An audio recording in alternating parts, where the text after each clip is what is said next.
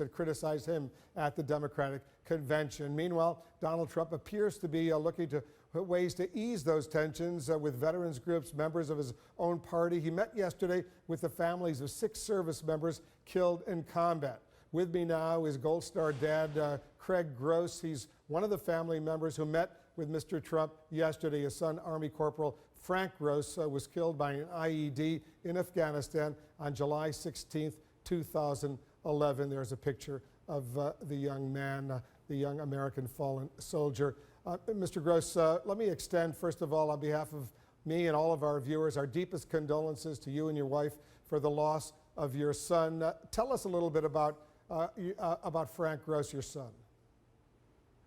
Well, Corporal Frank Robert Gross was just a great young man.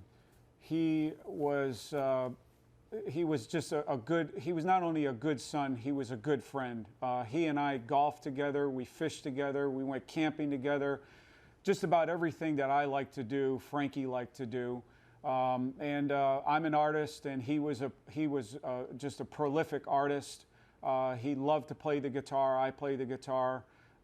So it was just a very unusual relationship. When I talk to other dads, I don't find very many dads that had the type of relationship that I had with Corporal Frank Robert Gross. Yeah, he sounds like a great young man indeed. And once again, my heart goes out to you and your family. Tell us about the meeting you had with Donald Trump yesterday. How did that go? How did it come about? Well, I received a phone call from Chris Hager the day before yesterday, and it was late in the afternoon, and he asked me if I wanted to go to the Trump rally in Jacksonville and meet personally with Donald Trump. And Karen and Billy Vaughn were going to be there, as well as a couple other Gold Star families. And I said, you know, I'm going to take this opportunity to go and see what exactly Mr. Trump wanted to talk to us about. And I went with expectations of just walking into a room, shaking his hand, and walking out the other door. But and that was that. That's not what happened. What happened inside, if you can share that with us? Well, first of all, we were greeted by Pam Bondi at the front door, and it was very nice to see Pam. And then we were escorted into another room with Donald Trump. And once again, I expected just to shake his hand and just keep walking. And he stopped us, and he shook all of our hands and gave us a hug and told us that he appreciated us coming and meeting with him. And then he said, let's all just sit down here at this conference table and chat for a few minutes. And a few minutes turned into 10 minutes, 15 minutes, and we were there probably 35 or 40 minutes.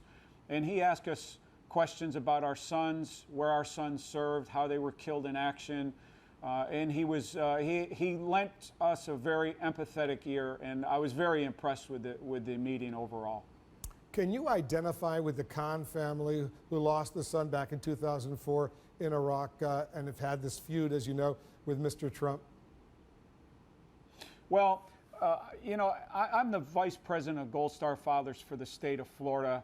And Wolf, if I was asked to speak at a political event, I would have kept my comments strictly focused on my son.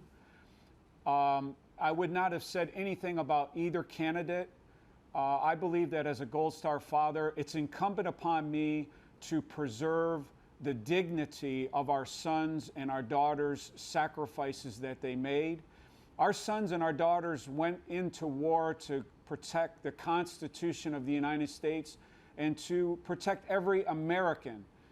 They did not go into war to protect a certain segment of society, a certain race, a certain religion, a certain color, or a certain creed. They went to protect the Constitution of the United States of America. And I absolutely refuse to get in the middle of this. All I can say is, as a Gold Star father, we will continue to do everything we can to preserve the dignity of our sons' sacrifices, and whatever we do in the ballot box, we're doing it because of their sacrifice, because it has been said, freedom is not free.